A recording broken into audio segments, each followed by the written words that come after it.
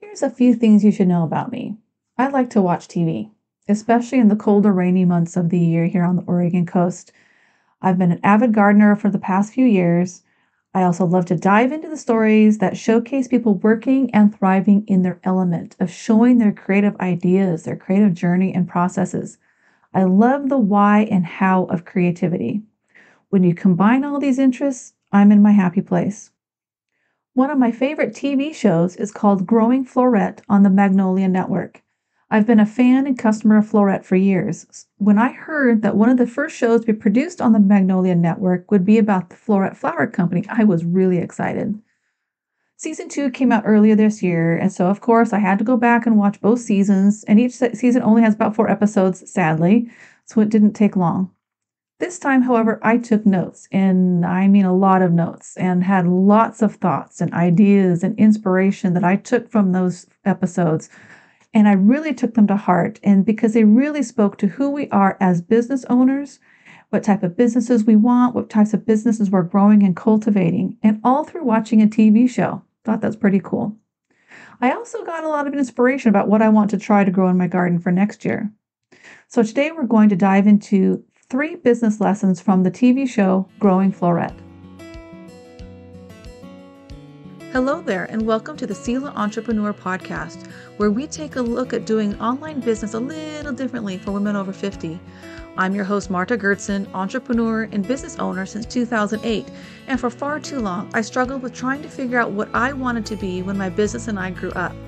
I was tired of buying all the courses and downloading all the freebies, all in the hope that the answer I was longing for would suddenly appear. Turns out, clarity doesn't come in an instant. It's a journey of discovery and finding answers layer by layer. As I took action, I learned what type of work I really loved to do, who I had fun serving, and the problems I loved to help them solve. That clarity gave me the confidence to start designing a simple, sustainable business that I could steward well, and I'd love to help you do the same.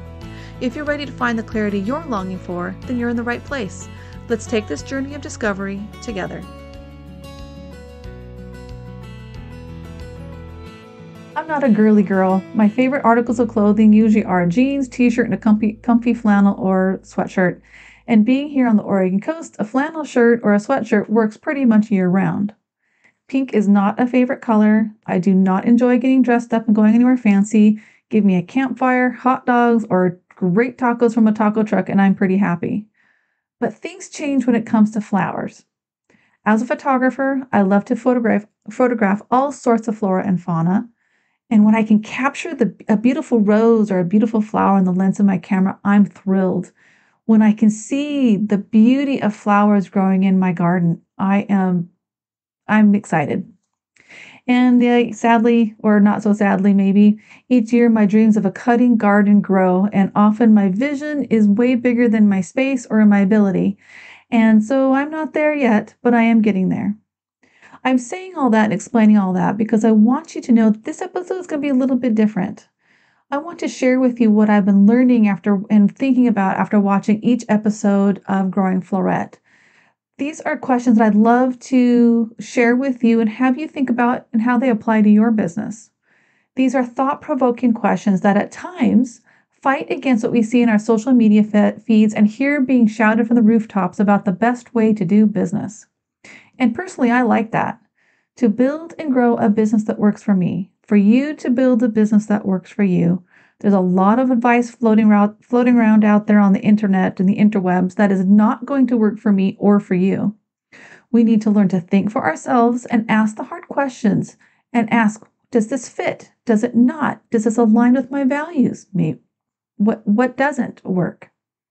Let's dive into these 3 lessons. Lesson number 1, soil is everything. Floret founder Erin says healthy soil is everything to a farmer. It's the lifeblood of the farm and directly impacts the quality of what is grown and produced. When I heard her say that, the phrase garbage in, garbage out came to mind. This applies to you and your business as well. And these are some questions I think you should ask. What are you letting into your mind, your heart, and your inbox? Is what you're letting in helping you build a healthy soil to grow your business in? Are you nourishing and taking care of yourself physically, emotionally, and mentally so you can show up and serve without burning yourself out? How are you nurturing potential clients and your current clients?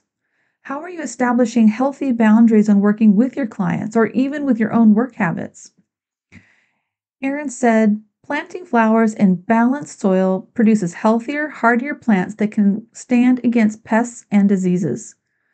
When we are creating healthy boundaries and taking time to rest and recover to nurture our clients, we are building up resistance as people, as business owners, to handle the stressful times when they arrive.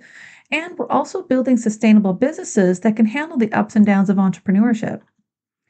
Erin also mentioned that powdery mildew, aphids, bugs, lack of good bacteria in the soil stresses out plants so they cannot produce a good seed crop.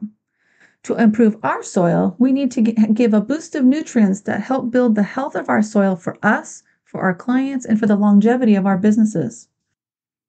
Here are a few questions to think through regarding this first lesson. What is stressing you out in your business?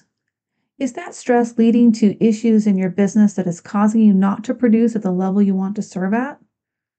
Are high levels of stress impacting your health and quality of life? What do you need to thrive as an entrepreneur? Are there things you need to change or things that you need to get clear about regarding the work you do, the business you are creating, the business owner you are becoming and want to become? Are you preparing and offering good soil to your clients through your marketing in the products and services you provide? If you want to not just survive, but thrive in your business, you need to look at the soil you are cultivating for your business. Lesson number 2, am I growing the business I want? In one episode, Erin asked, am I creating the business I would want to own? I thought that was a very interesting question. Floret has gone through its fair share of growing pains. They were already a thriving and growing before COVID hit, but once COVID hit, the interest in gardening and producing beauty in backyard gardens grew exponentially. She said two very poignant things. When the world was falling apart, people sought out beauty. And also, she said that in dark times, beauty matters even more. If we are building long-term, sustainable, and simple businesses, we are seeking out beauty in a different way than a flower, but I think the goal is similar. There is beauty in simplicity. There is beauty in serving our clients in deep and meaningful ways and watching what we do have a positive impact in the lives of those we serve. There is beauty in doing the work we are good at and really enjoy. Are we pursuing simplicity and beauty? Are we pursuing and doing that type of work? Or are we lost in the work that pays the bills, sort of, and stresses us out? Which in turn leaves us vulnerable to the hills and valleys of entrepreneurship, economic shifts, or even the change in the algorithms of our marketing channels. So when it comes to knowing and asking the question, are you building the business you would want to own? Let's ask these questions. Do you feel blessed by the work you are doing? Or are you sacrificing yourself to do work you don't like? Or are you sacrificing yourself by doing the work you do love, but without those healthy boundaries? And either way, is it worth it? Are you creating a business you would want to own? If not, what would a business you would love to own look like? What kind of work would you be doing? What type of clients would you want to work with? Are you working in your strengths and what you love to do, or are you trapped by the work you are good at but no longer enjoy? In one of the episodes, Erin said, I want to make a big impact overall, but does it have to be this go big or go home type of thing? And I think that's an important question we should all ask. And I don't think this refers to playing small or dreaming big. And honestly, to myself included, too many of us play small and hide. Because we do get to control our rate of growth. We do get to control how many clients we take on. We do get to control how many social platforms we are going to show up on. We get to control how many webinars we attend, freebies we download, courses we take, and coaching programs we join. And we do get to control who and what we allow into our inbox, because what we allow in impacts our thinking, our inspiration, and often the way we do business. And the question I think you should ask is, are you growing the business you want? Lesson number 3, get clear on what you sell or offer. And this includes getting clear about the mission, vision, and purpose of your business, getting clear on your why and your values. At one point, Floret had a dilemma when it came to a large project they had taken on, and it was growing dahlia tubers. It ended up being a monumental project and kind of one of those go big or go home type of decisions. They could see that if they wanted to become distributors and sellers of these dahlia tubers, that was going to be a costly endeavor, and they really had to decide, do we go all in or we just completely back out and take the loss? And they had to ask themselves, do we really want to be that big in the dahlia world? And that decision was made even harder because it was a flower that they really loved. In the end, they decided not to take it on and gave the amazing tubers that they had grown to smaller flower farms who would now have the opportunity to do amazing things with these tubers, grow beautiful flowers, and share them with their customers. Erin said she realized, I didn't need to sell them. I just needed to find them homes. I needed to listen to myself to remember the simplicity of the mission of Floret, which is to get more flowers out into the world. Returning to the core of why you do what you do is so important. Here are a few questions you should ask yourself. What are you called to do? What has been laid upon your heart? How are you going to do that work? The services you're offering, do they fit into the mission and vision and purpose of your business? What you're offering and what you're doing, is it helping to build healthy soil for you and your business, or is this a distraction, a bright, shiny object? Another big question Erin and Team Floret had to ask and get really clear on is if they were a cut flower grower or a seed producer. Erin's flower farmer journey started out as selling in her backyard on just a couple of acres, and then starting to sell those as bouquets and farmers markets and to different grocery stores. In the evolution and the growth of her business, they did move from selling cut flowers and doing webinars and trainings on how to become cut flower gardeners into becoming seed producers. Selling flowers was one way to get more flowers into the world, but as the farm and the business got to a place where they could see ways to increase the size and breadth of their mission, and that is to get more flowers into the world, they decided to start producing seeds that others could grow flowers from and then share in their neck of the woods. Selling flowers or being a seed producer, these are two different businesses. These are two different processes, different messaging in their marketing and on their website, and different parts of their overall mission. To keep the simplicity of their vision clear, they had to make decisions about who they were as a business and who they were going to be and where they were going to put their time and attention. So I want to ask you, are you clear on what you sell and offer, or are you confusing yourself and your clients by offering too many products and services? A few closing thoughts.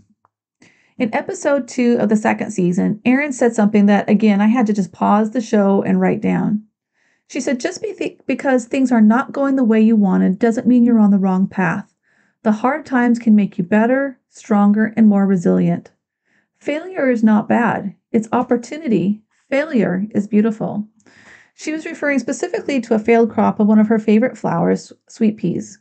They had a large patch of diseased flowers where that disease was spreading and starting to threaten the other patches of growing flowers around that diseased patch, and they had to make a really hard decision and heartbreaking decision, really, to dig up that entire diseased patch. This was as part of a special project. They were developing a new variety of seeds that they wanted to offer in their online seed store. So digging up that flower patch put that seed project on a long hold.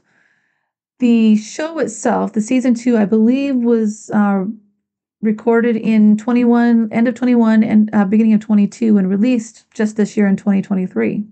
So a couple weeks ago, I saw a post from Floret on Instagram where that same type of sweet pea, that same variety that they had to be dug up, was now thriving and growing, and seeds will now soon be available on their online store.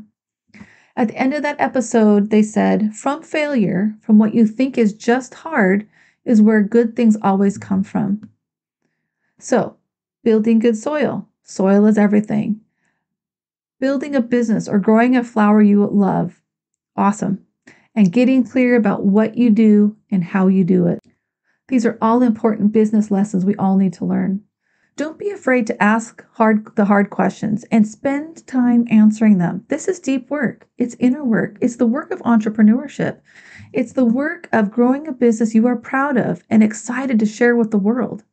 If you want to have a lasting positive impact on the lives of the customers you serve, taking the time to thoughtfully answer these questions takes on a whole new meaning and makes a big difference in the growth of your business.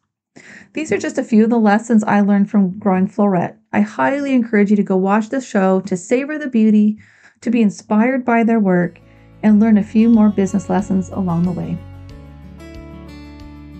Thanks for joining me. I hope you found some clarity or an aha moment that inspires you to take some action today. Before you go, could I ask a favor? I would really appreciate it if you could take a few seconds and leave a review of this show in the Apple Podcast app. Your review really does make an impact and helps spread the word about this show and gets it in the hands of other women who are looking to build simple and sustainable businesses of their own. Until next time.